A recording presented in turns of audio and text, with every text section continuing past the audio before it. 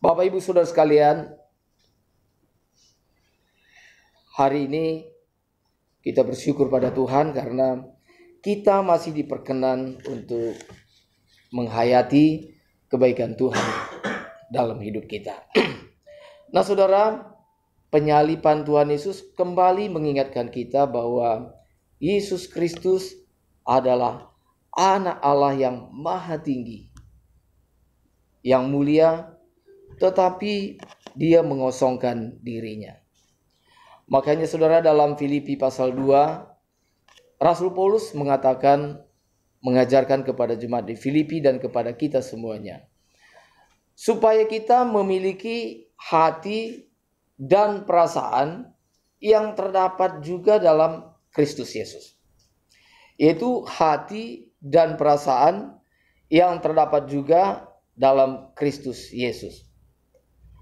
Nah saudara, dalam Filipi pasal 2 ayat 5, Rasul Paulus mengingatkan supaya kita memiliki perasaan dan pikiran seperti perasaan dan pikiran juga yang dimiliki oleh Kristus.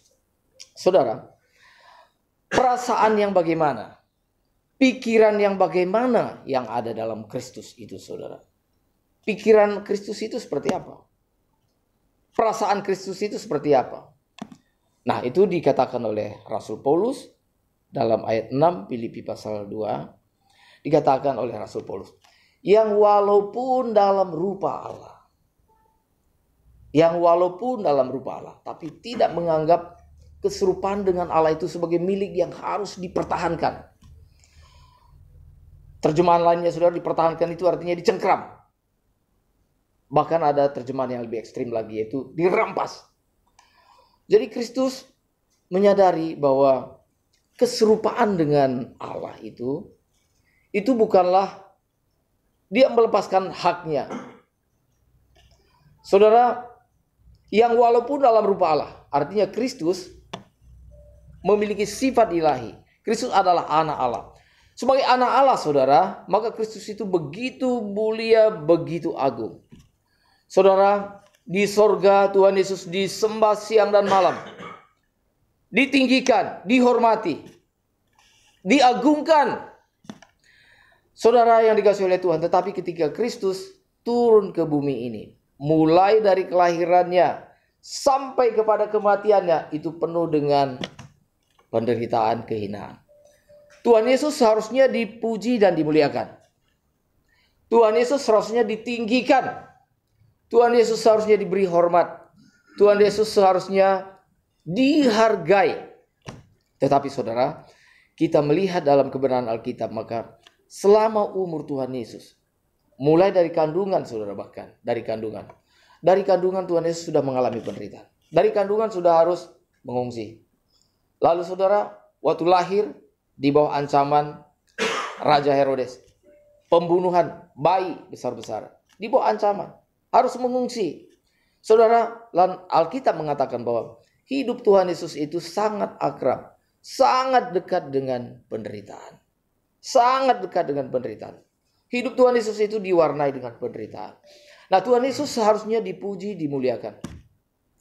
Tahukah saudara, kalau seharusnya misalnya, kalau seorang presiden itu harus dihormati, disambut, dihargai, dan diperlakukan dengan hormat. Tetapi bagaimana kalau seorang presiden itu tidak dihargai, bahkan dihina? Saudara, ini tidak main-main saudara. Dan Tuhan Yesus lebih daripada presiden. Tuhan Yesus lebih daripada penguasa-penguasa manapun juga. Tuhan Yesus bahkan dikatakan oleh Alkitab melebihi semua malaikat. Tuhan Yesus adalah anak tunggal Allah yang dipuji oleh malaikat siang dan malam. Saudara, tetapi ketika Kristus turun, maka Tuhan Yesus yang selayaknya disembah tidak disembah. Tuhan Yesus yang seharusnya dimuliakan tapi dipermalukan. Tuhan Yesus yang seharusnya disambut tapi tidak disambut, tidak diperlakukan sebagaimana mestinya. Itulah sebabnya maka salah satu tugas daripada Roh Kudus, Tuhan Yesus mengatakan bahwa Roh Kudus akan datang. Roh Kudus akan datang, salah satu tugas daripada Roh Kudus adalah Roh Kudus bekerja dalam hati kita. Dia bekerja dalam hati kita supaya hidup kita mempermuliakan Tuhan Yesus. Mengapakah Roh Kudus harus datang untuk mempermuliakan Tuhan Yesus? Karena Tuhan Yesus selama hidupnya tidak dipermuliakan. Lebih banyak dipermalukan, lebih banyak dihina. Itulah sebabnya ketika Yesus naik ke sorga, Roh Kudus turun supaya hidup kita mempermuliakan Kristus. Tapi saudara, tugas Roh Kudus belum selesai. Sampai hari ini kita melihat. Seharusnya Tuhan Yesus dimuliakan. Sampai hari ini. Oleh orang Kristen pun Tuhan Yesus tidak dimuliakan. Jangankan oleh orang yang bukan Kristen. Kalau oleh orang yang bukan Kristen kita bisa maklumi. Mereka paling bisa sampai kepada tahap bahwa Yesus itu adalah orang baik. Sampai di situ saja. Di luar dari Kristen, mereka tidak sampai kepada pemahaman bahwa Yesus adalah anak Allah. Yesus adalah Tuhan. Tidak sampai kepada itu. Celakanya lagi saudara, banyak orang yang mengaku Kristen, anggota gereja, tapi tidak tahu menghormati Tuhan Yesus. Buktinya kita melihat di Jumat Agung, bukan gereja yang penuh saudara. Tempat-tempat hiburan yang didatangi oleh orang-orang Kristen. Itu di sana. Orang Kristen yang seharusnya mengingat kebaikan Tuhan. Orang Kristen yang seharusnya di Jumat Agung itu bersyukur, menghayati pengorbanan Kristus. Bagaimana dia diselamatkan daripada api kekal. Tetapi tidak menggunakan kesempatan tersebut untuk memuliakan Tuhan Yesus. Lihat tempat-tempat hiburan. Orang Kristen sudah banyak di sana. Di pantai-pantai, di gunung, di puncak, tempat-tempat hiburan. Orang Kristen ada di sana. Saya tidak setuju saudara kalau ibadah Jumat Agung itu lalu kita keluar piknik, happy-happy. Dari dulu saya tidak setuju. Saya tetap lebih memilih kalau Jumat Agung, mari ini kita pakai untuk kesempatan menghayati pengorbanan Kristus bagi kita. Amin saudara. Amin. Maka dikatakan yang walaupun dalam rupa Allah. Ini artinya bahwa Tuhan Yesus begitu mulia. Mulia sekali dia anak Allah. Tapi tidak menganggap keserupaan dengan Allah itu sebagai milik yang harus dipertahankan. Daripada dipertahankan artinya begini saudara. Tuhan Yesus tampil sebagai orang yang patut dihormati. Tuhan Yesus artinya dipertahankan begini. Tuhan Yesus kalau bertemu dengan siapapun dia harus mengingat. Kamu tahu nggak saya ini siapa? Saya ini anak Allah. Kamu tahu saya dari mana? Saya dari sorga. Tuhan Yesus saudara tidak berkata demikian. Maka saudara kita lihat dalam Filipi pasal 2. Daripada menganggap kesetaraan dengan Allah itu sebagai milik yang harus dipertahankan. Tuhan Yesus lebih memilih mengosongkan dirinya. Mengosongkan dirinya. Saudara, ini apa yang saya sampaikan ini inti sekali saudara. Mengosongkan dirinya dan mengambil rupa seorang hamba dan menjadi sama dengan manusia. Jadi Tuhan Yesus daripada dia mempertahankan keilahiannya, kehormatannya, ternyata Tuhan Yesus lebih memilih untuk mengosongkan dirinya dengan rela. Merendahkan dirinya sendiri. Merendahkan dirinya sendiri lalu menjadi apa? Mengambil rupa seorang hamba menjadi sama dengan manusia. Itu berarti saudara itu yang dikatakan bahwa Allah menjadi manusia. Allah yang begitu mulia menjadi manusia yang begitu hina. Maka ada seorang filsuf yang berkata saudara, namanya Søren Abi Kierkegaard. Dia orang Denmark. Dia mengatakan begini saudara. Bahwa Allah menjadi manusia itu sudah sangat hina sekali. Hina sekali. Kalau Allah menjadi manusia, Tuhan Yesus menjadi manusia itu karena pilihan dia sendiri. Beda dengan saudara dan saya. Kita menjadi manusia bukan karena pilihan kita sendiri. Tahu-taunya kita lahir sudah jadi manusia gitu. Saudara tadinya bukan Allah. Tapi Tuhan Yesus berbeda. Tuhan Yesus dari kekal sampai kekal dia adalah anak Allah. Anak tunggal Allah yang mulia. Yang hormat. Kepadanya malaikat bersembah sujud siang malam. Kudus, kudus, kudus. Kepada Allah Bapa, Putra dan Roh Kudus. Tuhan Yesus disanjung, ditinggikan. Tetapi oleh kerelaan Tuhan Yesus sendiri, dia menanggalkan jubah kealahannya. Menanggalkan. Dan dia mengenakan rupa seorang hamba, artinya dia menjadi manusia. Soren Abi Kierkegaard mengatakan bahwa Allah menjadi manusia itu udah rendah sekali. Sekarang coba kita bandingkan katanya. Kalau misalnya manusia jadi binatang itu hina. Kalau misalnya manusia jadi binatang hina. Tapi dia mengatakan demikian. Manusia jadi binatang itu sangat hina. Tetapi kalau Allah jadi manusia itu lebih hina lagi. Sebab Allah itu tak terbatas. Allah itu maha mulia. Allah yang maha mulia mau menjadi manusia yang terbatas. Itu melebihi saudara. Kalau saudara bisa jadi binatang, kalau kita bisa jadi binatang, itu kehinaan Tuhan Yesus itu lebih hina lagi daripada kita menjadi binatang. Itu kata Soren Abi Kierkegaard, orang Denmark ini tadi, saudara. Maka saudaraku yang dikasihi oleh Tuhan, di sini kita perlu meneladani Tuhan Yesus. Saudara, saya pikir maka sebenarnya tidak ada manusia yang lebih rendah hati dari Tuhan Yesus. Siapa di sini yang berani mengatakan saya rendah hati? Kita semua adalah orang-orang congkak. Kita semua adalah punya bibit-bibit sombong. Siapapun kita. Entah orang kaya, entah orang miskin, entah pendidikannya tinggi, pendidikannya rendah. Kita semua punya bibit-bibit congkak dalam hidup kita. Kita semuanya punya bibit-bibit kesombongan.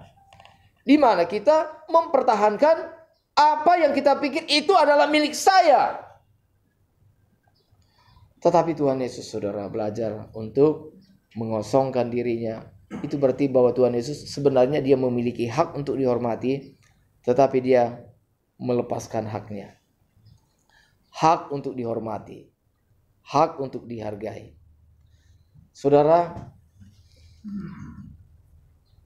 pernahkah saudara, kapan saudara menyadari bahwa saudara itu sebenarnya sangat berharga? Ketika saudara direndahkan.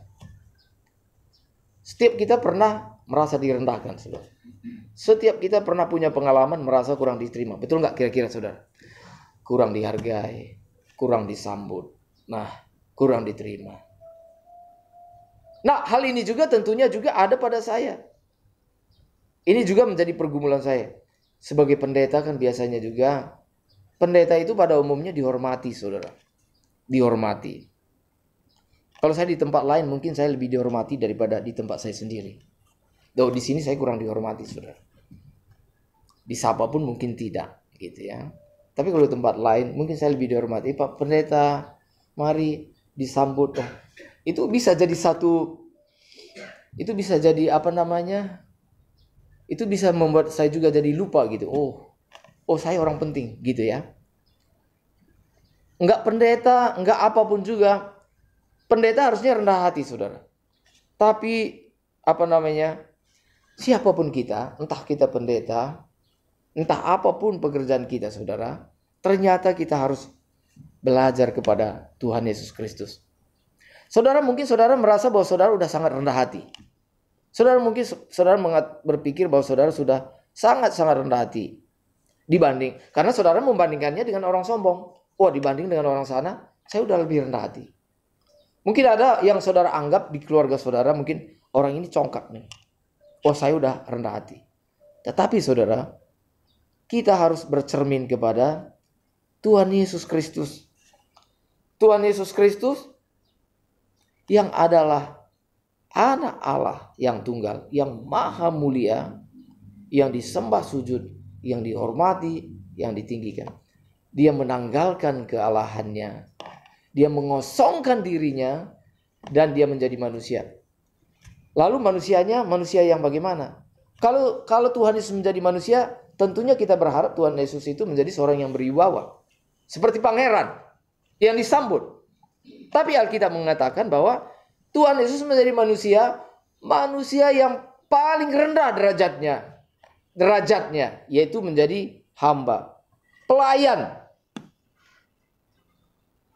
Maka saudara, kalau kita lihat misalnya di dalam Yesaya, saudara. Dalam Yesaya pasal 53 ayat 3. Di sana dikatakan bahwa Tuhan Yesus sedemikian rendah, dia begitu hina. Sehingga dia itu bagi kita pun, kata penulis Yesaya. Bagi kita pun. Kita ini siapa? Kita ini kan manusia biasa. Tapi bagi kita manusia yang biasa ini, Tuhan Yesus pun tidak masuk hitungan. Mengapa tidak masuk hitungan? Karena dianggap derajatnya lebih rendah. Jadi Tuhan Yesus datang bukan hanya menjadi manusia, tetapi manusia yang menjadi hamba, yaitu melayani.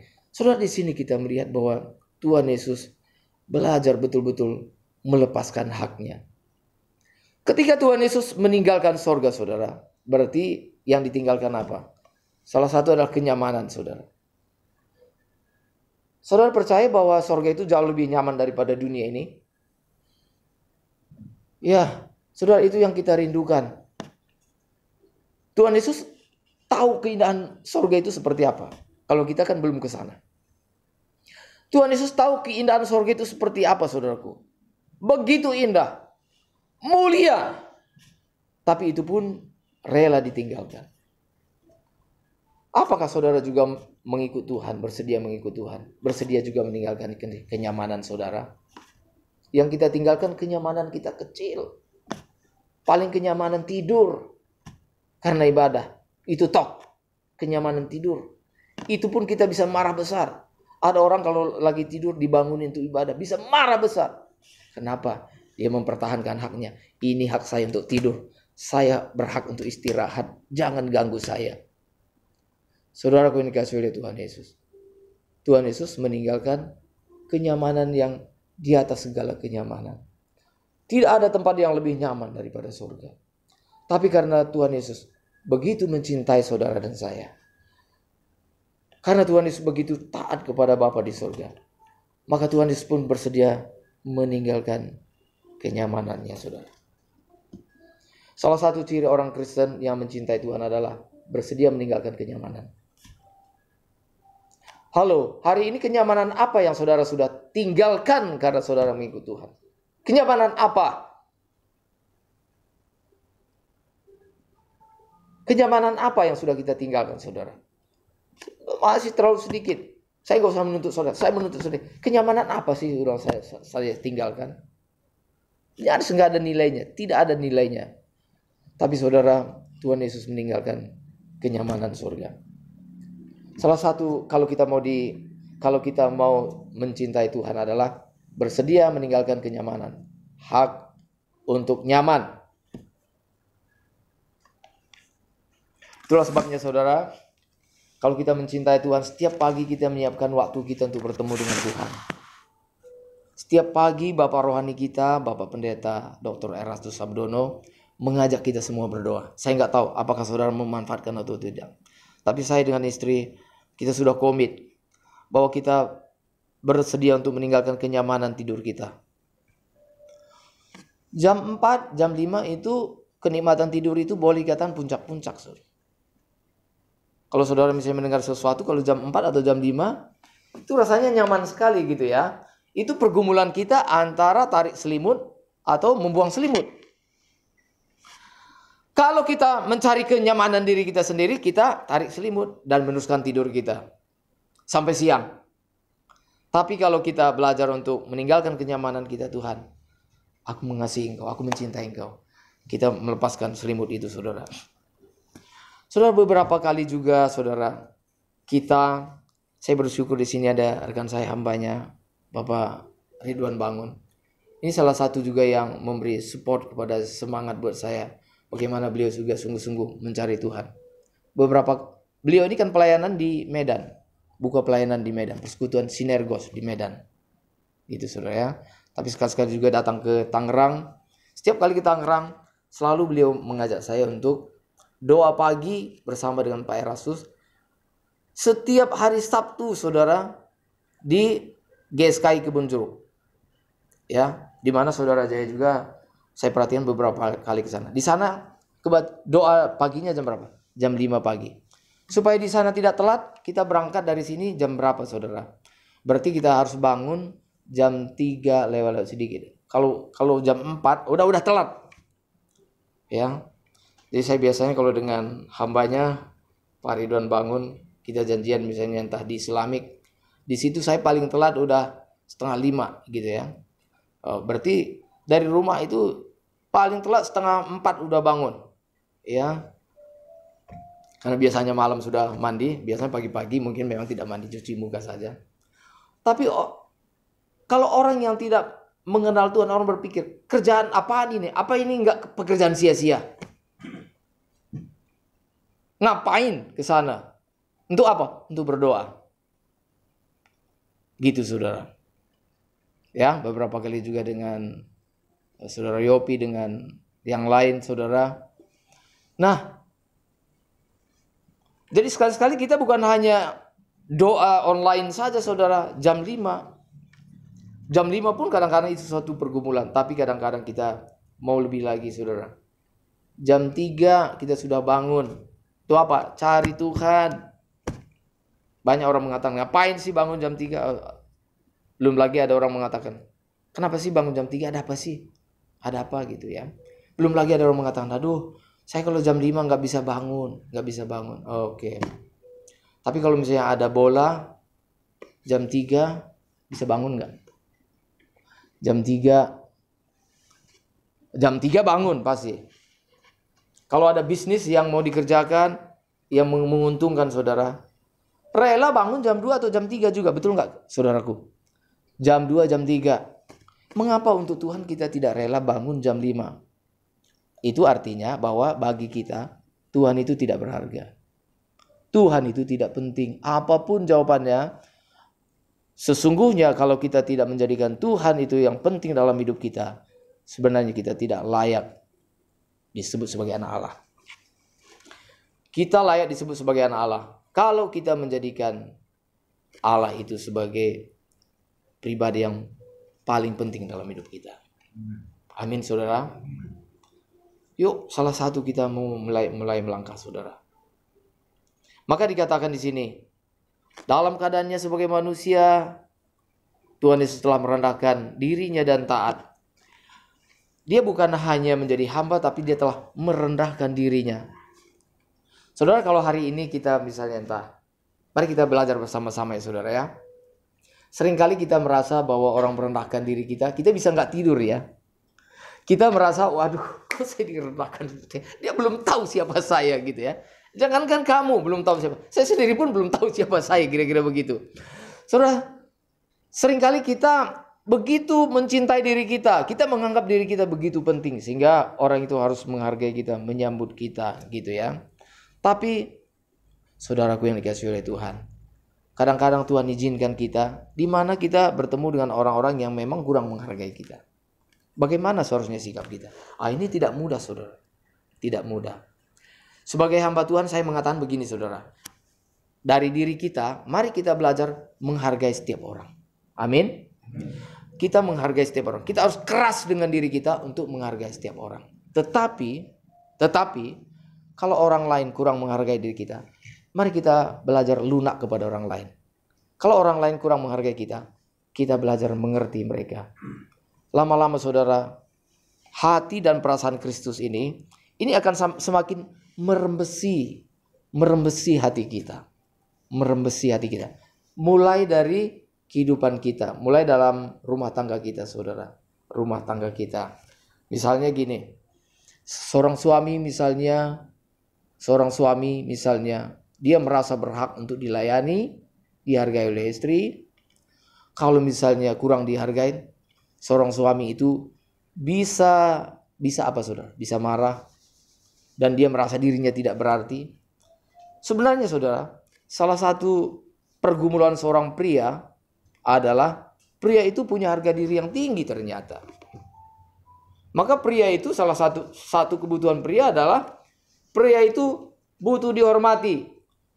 Di luar seringkali pria nggak dihormati. Maka begitu pria pulang ke rumah, maka salah satu yang diharapkan oleh pria adalah di rumah dia dihormati oleh istri dan anaknya. Betul nggak saudara? Atau memang saudara udah nggak butuh dihormati lagi? Ya, pada umumnya seperti itu ya.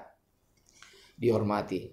Nah, tetapi saudara, kalau kita belajar dari Tuhan Yesus, andai kata di rumah pun misalnya kita ternyata kurang mendapat sambutan, kita mungkin kurang dihormati, mari kita belajar dari Tuhan Yesus Kristus, yaitu belajar merendahkan diri kita. Lalu Tuhan Yesus bukan hanya merendahkan dirinya, tapi taat. Taatnya itu bukan sewaktu-waktu saja, tapi Tuhan Yesus merendahkan diri dan taat sampai mati. Jadi kehidupan Tuhan Yesus itu adalah urusan Tuhan Yesus dengan Bapaknya adalah taat, taat, taat, taat, taat, taat sampai mengembuskan nafas yang terakhir. Taat. Bukan hanya taat saja, Alkitab mencatat, bahkan Tuhan Yesus mati di kayu salib. Nah, saudara, mati di kayu salib itu adalah kematian yang paling hina, saudaraku, yang dikasihi oleh Tuhan. Biar kita lebih mengerti betapa cinta Tuhan buat kita. Mati di kayu salib itu adalah kematian yang paling hina di zaman Tuhan Yesus hidup, saudara. Maka yang mati di salib itu tidak sembarangan, saudara. Yang mati di salib itu dianggap sebagai penjahat yang paling besar. Yang mati di salib itu adalah penjahat yang paling besar. Itu biasanya pemberontak.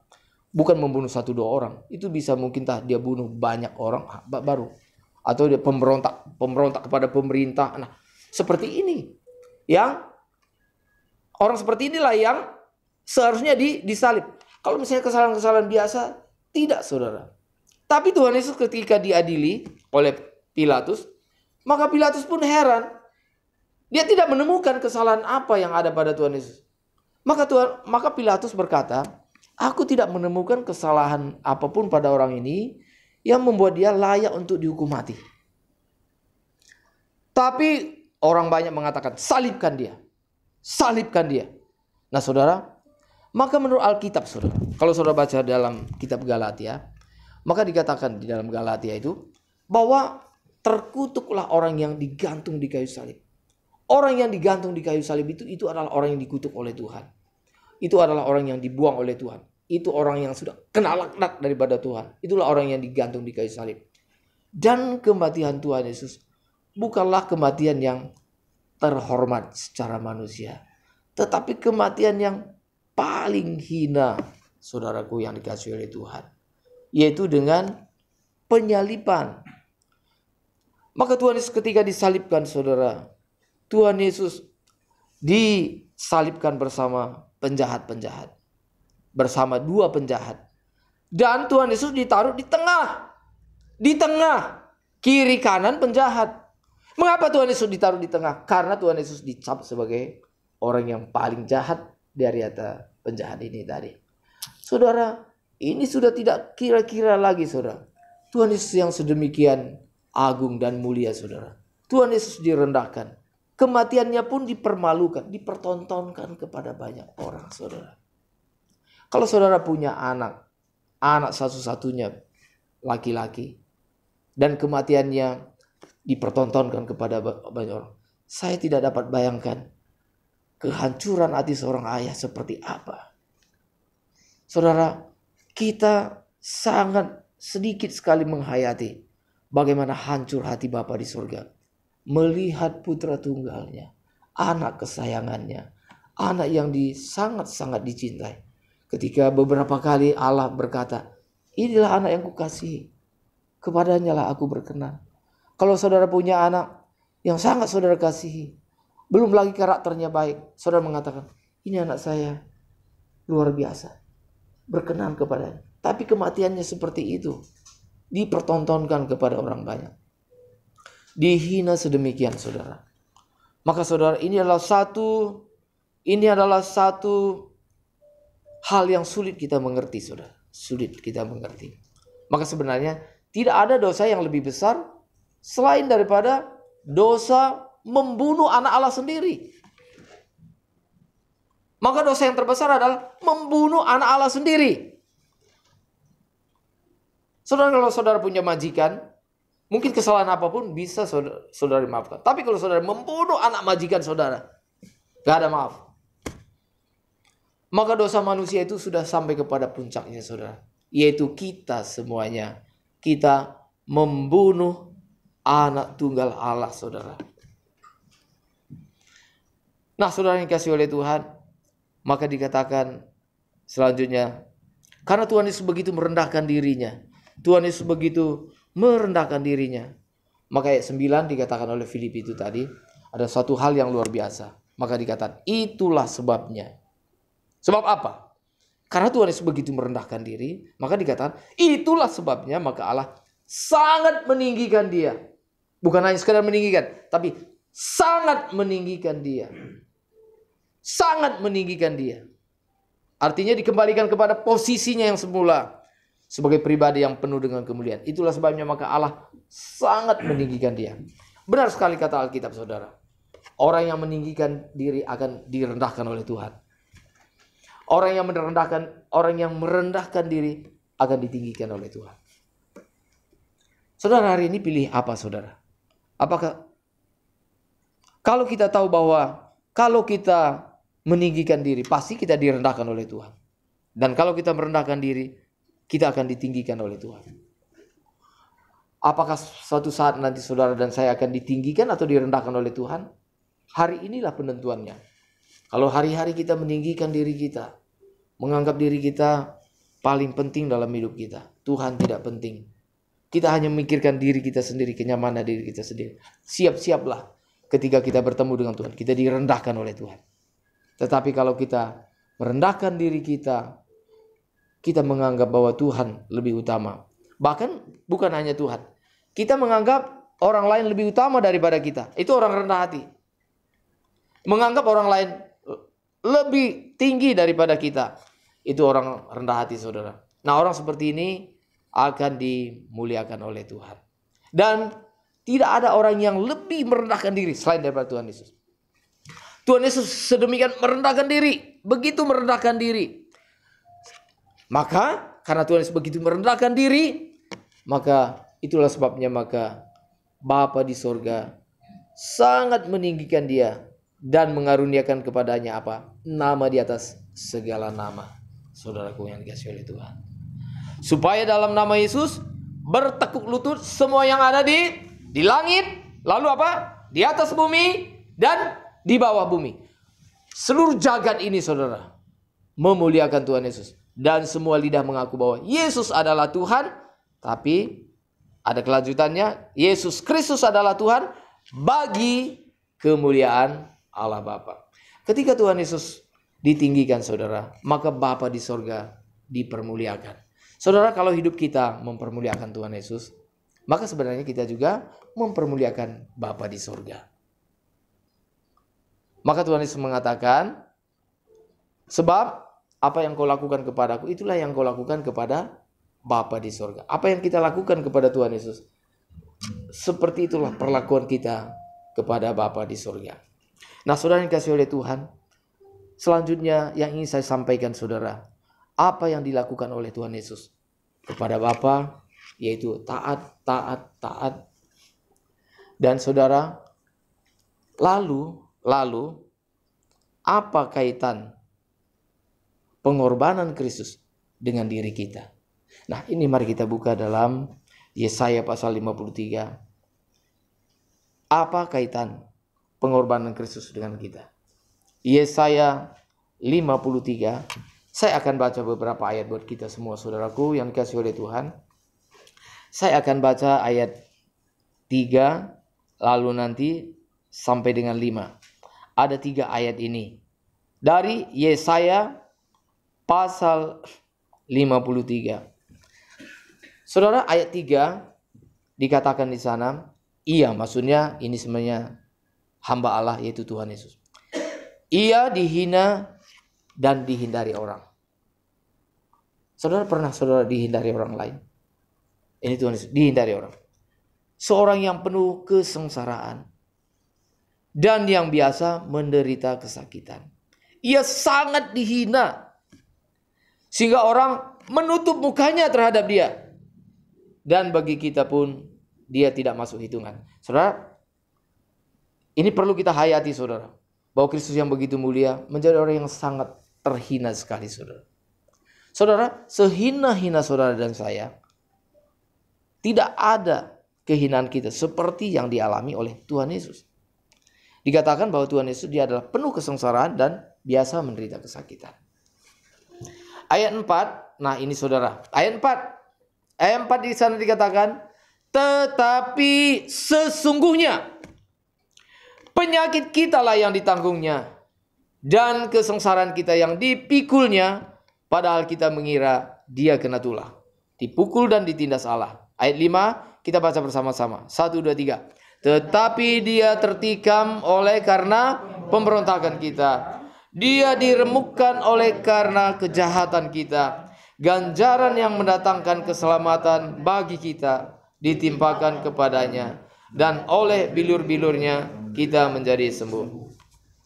Saudara, pada zaman Israel dulu, saudaraku, pada zaman perjanjian lama, kalau misalnya ada satu orang yang bersalah atau berdosa, bukan hanya satu orang, bahkan seluruh bangsa Israel berdosa, maka saudara, apa yang dilakukan? Yang dilakukan adalah, maka diambil seekor domba jantan, usia 1 tahun, tak bercacat dan tak bercela. Jadi saudara, cirinya, syaratnya 3, yaitu domba yang jantan. Kemudian umur 1 tahun. Kemudian tak bercacat dan tak bercela, saudara. Saudara, domba ini dia tidak bersalah, saudara. Dia tidak melakukan apapun juga. Tetapi domba ini tadi ditangkap dan dibawa ke mezbah. Lalu saudara, orang yang bersalah itu tadi, saudara, supaya dia dapat diampuni oleh Tuhan, maka saudara, ada orang yang bersedia memikul kesalahannya. Maka kalau misalnya seperti saya bersalah, saya yang berdosa, saya yang melakukan kejahatan, seharusnya saya yang dihukum. Seharusnya saya yang disembelih. Seharusnya saya yang dikorbankan. Tetapi saudara, ada seekor domba yang tidak bersalah, tidak melakukan apapun juga. Tapi dia yang akhirnya kena imbas daripada kesalahan saya. Dan domba ini tadi saudara, dia dibawa dan disembelih. Sebelum disembelih, maka imam tumpang tangan kepada domba itu tadi. Hai domba, sekarang semua kesalahan orang ini telah ditimpakan kepadamu dan engkau disembelih. Saudara, di sini kita melihat orang yang bersalah tidak dihukum. Mengapa? Karena ada orang yang bersedia menanggung kesalahannya. Jadi sebenarnya begini, saudara. Setiap kesalahan itu pasti mendapat hukuman. Itu adalah tatanan Allah. Setiap dosa pasti mendapat hukuman. Sama seperti seseorang yang telah melakukan kesalahan. Bisakah dia berkata di depan hakim, Pak Hakim, saya bersalah. Dengan dia mengaku bersalah, apakah setelah itu dibebaskan? Tidak. Dia harus dihukum. Jadi setiap kejahatan harus dihukum. Amin. Setiap kejahatan harus dihukum. Nah, demikian pun kejahatan kita, kejahatan umat Israel itu tidak dibiarkan oleh Tuhan Allah. Ya udah, kamu sudah maaf, minta ampun, ya udah selesai. Tidak demikian, saudara. Tetapi harus ada hukuman. Kalau bukan kita yang dihukum, lalu ada hukuman pengganti. Itulah domba itu tadi. Dia disembelih. Yang tidak bersalah menjadi bersalah. Yang bersalah tidak dihukum, tapi yang tidak bersalah jadi dihukum. Tapi kesalahan tetap dihukum. Artinya kesalahan itu tetap mendapat hukumannya dengan domba itu tadi dihukum, saudara. Artinya hukuman sudah dijalankan. Sudah ada korbannya. Karena hukuman sudah dijalankan, maka kita yang harusnya menerima hukuman itu tadi dibebaskan tuh. Saudaraku yang dikasihi oleh Tuhan. Maka dikatakan Tuhan Yesus Kristus adalah anak domba Allah. Anak domba Allah yang tak bercacat, yang tak bercela. Dan hanya domba yang tak bercacat bercela yang dapat menyucikan dosa kita. Kalau domba itu hanya sebagai simbol saja, tetapi anak domba yang sesungguhnya adalah Tuhan Yesus Kristus. Saudara, maka Tuhan Yesus Kristus, saudara, dia tidak bersalah. Dia sebenarnya tidak ada masalah, saudara. Tidak ada masalah. Saudara bayangkan, misalnya begini, saudara. Saudara tidak bersalah, tapi saudara dihukum. Adil enggak? Saya dari kesini nggak ada urusan apa-apa. Kenapa saya jadi bermasalah begitu? Saudaraku yang dikasihi oleh Tuhan, Tuhan Yesus tidak bersalah. Dia hidup suci, dia hidup benar. Lalu kita berdosa, kita penuh dengan kejahatan. Saudara, di sini kita melihat Tuhan Yesus begitu mulia, Dia suci, Dia benar. Kita manusia begitu jahat, begitu berdosa. Harusnya siapa yang dihukum? Harusnya kita yang dihukum. Tuhan Yesus seharusnya apa, saudara? Tidak dihukum. Tetapi karena Tuhan Yesus datang untuk menggantikan dosa kita, maka Tuhan Yesus yang dihukum. Maka saudaraku yang di sini, ada dua hal penting lagi saudara yang saya mau sampaikan. Pertama adalah Tuhan Yesus datang menggantikan posisi kita. Kita yang harusnya dihukum, tapi posisi kita digantikan oleh Tuhan Yesus. Sehingga Tuhan Yesuslah yang dihukum. Kejahatan sudah dihukum. Dosa sudah dihukum. Jadi kedatangan Tuhan Yesus saudara yang pertama adalah menebus dosa kita, artinya supaya kita yang seharusnya dihukum, kita tidak dihukum. Tetapi saudara yang kedua, yaitu dikatakan di sana bahwa penyakit kita lah yang ditanggungnya. Dan oleh bilur-bilurnya kamu menjadi sembuh. Saudara, yang kedua yang paling penting adalah bahwa Tuhan Yesus ketika menderita, maka seluruh tubuhnya penuh dengan luka-luka, bilur-bilur. Dan bilur-bilur itu tadi menyembuhkan kita. Apakah yang disembuhkan ini tadi saudara? Menyembuhkan kita. Penyakit kita. Lalu dikatakan di sana bahwa yang disembuhkan adalah penyakit kita. Penyakit kita yang disembuhkan. Saudara, banyak orang Kristen yang beranggapan, bahkan juga tidak sedikit hamba Tuhan yang mengajarkan saudara, bahwa kematian Tuhan Yesus di kayu salib tujuannya hanya satu, yaitu supaya menyembuhkan penyakit kita, supaya kita sakit, sakit jasmani, kita disembuhkan. Tetapi saudara, saya ingin katakan kepada Bapak Ibu Saudara sekalian, bahwa penyakit kita yang dimaksud di sini adalah lebih daripada penyakit jasmani kita. Lebih daripada penyakit jasmani kita. Sebab penyakit yang dimaksud di sini adalah penyakit jiwa kita, saudara. Penyakit jiwa kita. Karakter kita yang sudah rusak. Karakter kita jahat, saudara. Karakter kita yang sudah rusak itu, saudara. Oleh bilur-bilur Tuhan Yesus, Dia menyembuhkan kejahatan kita, saudara. Dengan kata lain, saudaraku yang dikasihi oleh Tuhan, Tuhan hanya mau menerima orang yang telah disembuhkan oleh Tuhan Yesus. Saudara, Tuhan Yesus datang bukan mati di kayu salib, bukan hanya supaya kita diampuni saja, saudara. Bukan hanya supaya kita diampuni saja, tetapi lebih daripada itu adalah supaya hidup kita diperbarui. Hidup kita diperbarui. Supaya hidup kita diperbarui. Saudara yang dikasihi oleh Tuhan, sebenarnya dosa itu membuat kita sakit jiwa, saudara. Sebagai contoh misalnya begini. Kita membenci orang lain. Itu sebenarnya sakit jiwa, saudara. Kita membenci orang yang Tuhan cintai. Misalnya Tuhan mencintai pasangan kita, tapi kita membenci pasangan kita. Itu namanya sakit jiwa. Amin. Halo? Amin. Tuhan mengasihi jiwa-jiwa, tapi kita membenci jiwa-jiwa. Itu kita namanya sakit, saudara. Sakit. Sebenarnya kita ini sakit, saudara. Sakit. Kita penuh dengan kebencian. Kebencian itu membuat kita jadi sakit, saudara. Itu sebenarnya sakit jiwa kita. Lalu apalagi? Kita egois. Egois itu, saudara, itu adalah penyakit. Itu adalah penyakit. Kita apa? Kita tinggi hati. Tinggi hati itu adalah penyakit. Kita apa? Kita tidak peduli kepada orang lain. Itu adalah penyakit. Saudara, mari kita renungkan. Sadarkah saudara dan saya bahwa kita ini sebenarnya adalah orang yang berpenyakitan? Bahwa kita ini sebenarnya adalah orang sakit jiwa dan kita perlu disembuhkan oleh Tuhan. Jadi saudara, dengan kata lain begini saudara. Kalau kita hidup dalam Tuhan, maka tidak ada penyakit yang terlalu besar. Maksudnya penyakit jiwa ini tadi saudara. Penyakit karakter ini tadi. Entah kita hidup dalam kebencian, entah kita hidup dalam egoisme, entah kita hidup di dalam pemberontakan kepada Tuhan, entah kita ini seorang yang tidak peduli dengan Tuhan, entah kita ini adalah orang yang merugikan orang lain, dan sebagainya saudara. Itu semua adalah penyakit. Saudara, jangan biarkan penyakit ini Jangan biarkan kita mati dalam penyakit. Halo, amin. Amin, saudara. Biarlah